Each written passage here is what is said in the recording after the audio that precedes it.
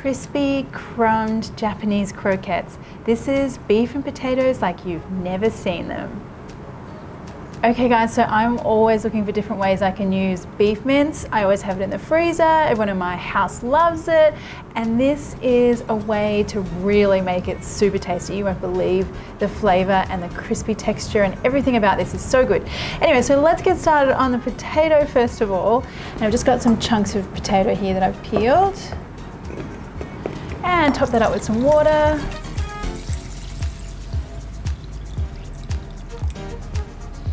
And then I want quite a decent amount of salt to that water because this is a very simple dish, very simple ingredients. We want to make sure that we're seasoning and getting the most flavor out of every single step. And now for my biggest magic trick when it comes to boiling anything, potatoes, pasta.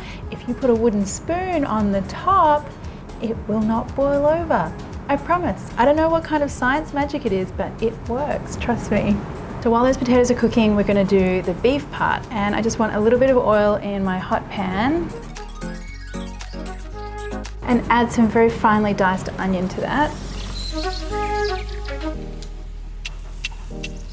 And now I'm going to add another little pinch of salt to these onions, again layering that flavor and the perfect seasoning.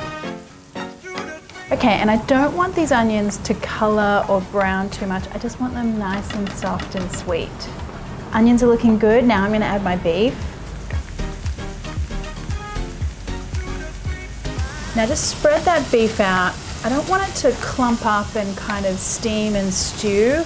I really want to get a nice sear on that beef mince. So you can see I've got some good color there, so I'm going to mix this through now.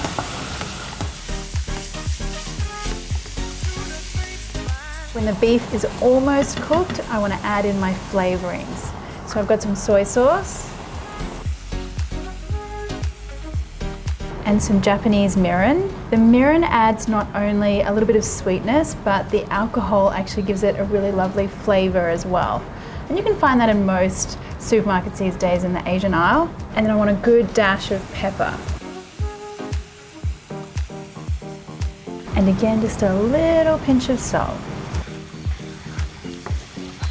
And I just want to let this simmer away a little bit. Some of that liquid, I want that to evaporate out. So we're really intensifying the flavors of that beef. It's only been a couple of minutes and already that beef is looking a little bit drier than before. A lot of that liquid is gone, so that's looking good to me. Just want to empty it out onto a plate and wait for it to cool down.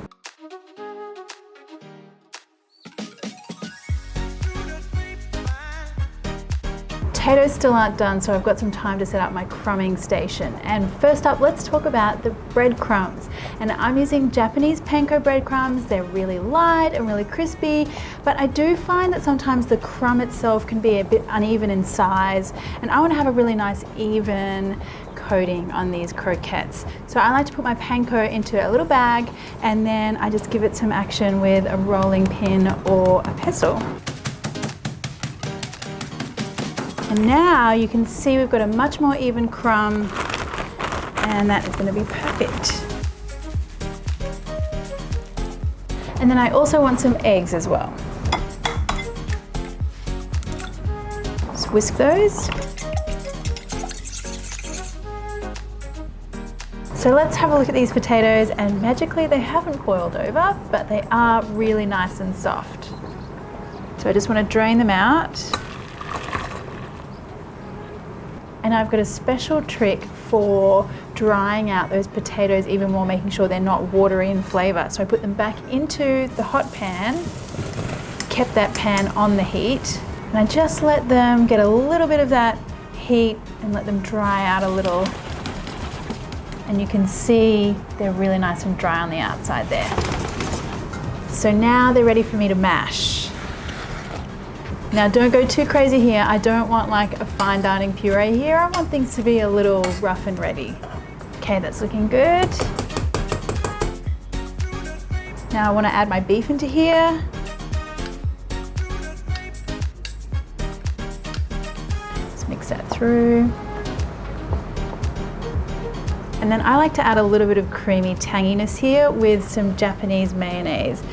You can find this in the Asian section of your supermarket, or you could just use regular mayonnaise as well. Now once I've got that mixed through really well, I'm going to get it out onto a tray. So taking it out of the pot's going to help it cool down a lot quicker. And I just want to form it into kind of like a rough rectangle here. And then this will make it much easier to divide everything up into even portions. So I just go halfway through and again. And then just let that cool down a little. So we're all nice and cool over here, and having things in these little portions makes it really easy. So just pick up a little bit, shape it into, I like a kind of football oval type shape, but there's really no rhyme or reason here, whatever you like.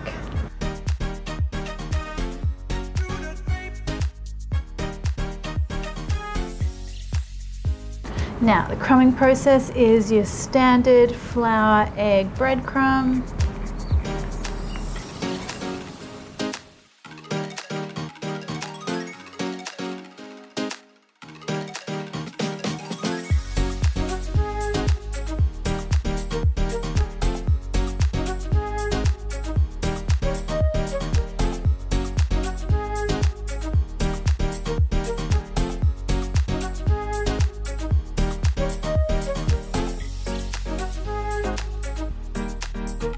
So I'll test my oil by just dropping in a few little bits of breadcrumbs, and we've got a nice sizzle, so in we go.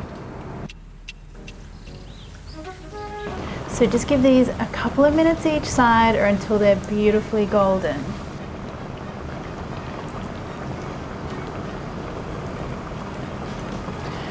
Look at that beautiful golden crispiness. Makes me so happy. So these guys just need a really simple salad. I've just got a little bit of sliced cabbage and tomato here. And then you really want to try and search out Japanese barbecue sauce or tonkatsu sauce. This is a fairly popular one you should be able to find. It's kind of like sweet, tangy, a little spicy with a hint of like barbecue flavor. I love this stuff. And there you go guys, meat and potatoes, but so good. Trust me on this one. Listen to that crunch. Honestly, the combination of the ingredients just, I don't know how they taste so good, but they just do. And the texture, amazing. You guys really gotta try this one.